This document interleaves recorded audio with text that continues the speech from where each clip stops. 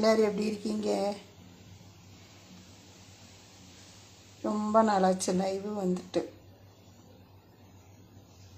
Hi, good morning எல்லாருக்கும்.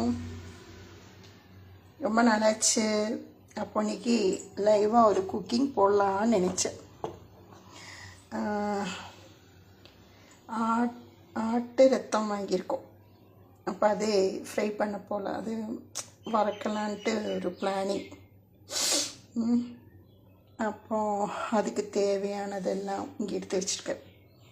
சின்ன வெங்காயம், பெரிய வெங்காயம், தக்காளி, கறிவேப்பிலை, பச்சை மிளகு, இஞ்சி பூண்டு பேஸ்ட்டு, இது மிளகு, சீரகம் ரெண்டும் வறுத்துட்டு பவுட்ரு பண்ணியிருக்கோம். அப்புறம் கரம் மசாலானா